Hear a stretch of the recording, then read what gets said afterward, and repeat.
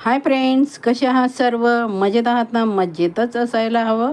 आज आपण खूप करायला सोपी आणि टेस्टी अशी उकडलेल्या बटाट्याची भाजी पाहणार आहोत. पूर्ण व्हिडिओ पाहायचा आहे, स्किप न करता. चला तर रेसिपीला सुरुवात करूया.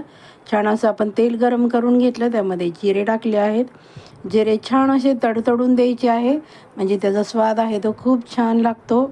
अशा प्रकारे अवश्य मैत्रिणींना करून बघा आणि केल्यानंतर कशी झाली ती रेसिपी मला कमेंट करून सांगायला अजिबात विसरायचं नाही. खूप साधी सोपी पद्धत आहे.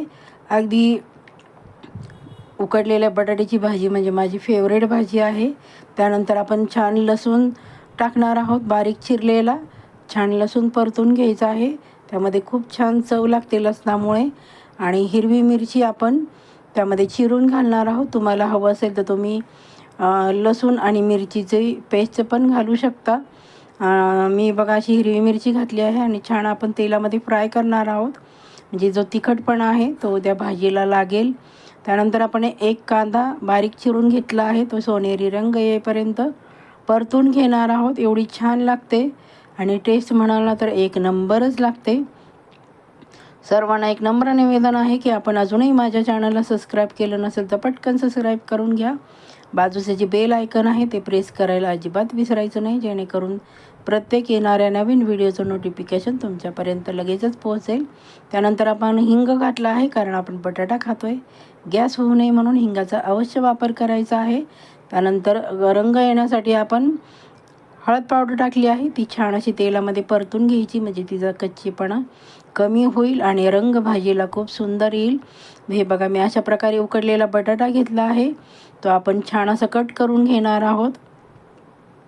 एक नंबरच चवीला लागते भाजी आणि झटपट होते. तुम्ही बटाटा उकडून ठेवला तर अगदी तुमची भाजी 5 मिनिटात तयार होते. बघा मैत्रिणींनो, अवश्य अशा प्रकारे करून बघा. त्यानंतर आपण परतून घेणार आहोत तेलामध्ये. नंतर आपण परतल्यानंतर जो राहिलेला दुसरा बटाटा आहे तो पण आपण त्यामध्ये चिरून घालणार आहोत. खूपच सुंदर आणि चविष्ट अशी झटपट होणारी उकडलेल्या बटाट्याची सुकी भाजी. अवश्य मैत्रिणींनो अशा प्रकारे करून बघा आणि केल्यानंतर कशी झाली ती मला कमेंट करून सांगायला अजिबात विसरायचं नाही. सर्वांना एक नम्र निवेदन आहे की माझा व्हिडिओ आपण कुठल्या देशातून, कुठल्या राज्यातून, कुठल्या गावातून पाहतात ती कमेंट करून सांगायला अजिबात विसरायचं नाही, जेणेकरून मला तुमचे आभार मानण्यास खूप आनंद वाटेल. त्यानंतर चवीप्रमाणे आपण मीठ घालून घेणार आहोत आणि छान अशी आपण परतून घेणार आहोत. तुम्ही तेलामध्ये कुठली पण भाजी छान परतली ना तर तिचा स्वाद खूप छान लागतो. आणि अशा प्रकारे बघा छान परतून घ्यायची आहे भाजी.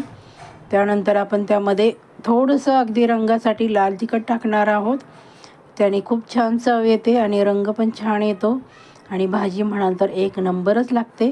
त्यानंतर शेंगदाण्याचा कूट घालणार आहे मी, थोडासा जाडसर, आणि कोथिंबीर घालणार आहे. आणि त्यानंतर आपण छान अशी बटाटा आहे तो परतून घेणार आहोत.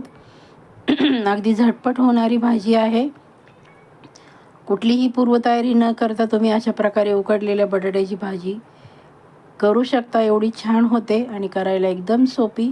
तुम्ही ही भाजी भाकरीबरोबर, चपातीबरोबर किंवा भाताबरोबर तोंडी लावण्यासाठी खाऊ शकता. एवढी छान होते. अगदी टिफिनला तर खूप छान भाजी ही लागते बघा. आणि महत्त्वाचं म्हणजे करायला एकदम सोपी. अगदी नवशिके मुली आहेत ना, त्या तर अगदी सहज करू शकतील, एवढी सोपी भाजी आहे. आणि टेस्ट म्हणाल ना तर एक नंबरच लागते. बघू शकता तुम्ही रंग किती छान आला आहे आणि चव म्हणाल ना तर खरंच खूप छान लागते, कारण आपण इथे लसूण, हिरवी मिरची आणि लाल तिखट पण घातलं आहे. त्यामुळे आपली भाजी आहे ही चमचमीत, टेस्टी आणि खायला एक नंबरच होते बघा. मी आता बाउलमध्ये सर्व करते आहे बघा. खूप छान अशी उकडलेल्या बटाट्याची सुकी भाजी, जी की माझी खूप फेवरेट आहे. खूप आवडतो मला बटाट्याची भाजी, खूप म्हणजे खूपच आवडते.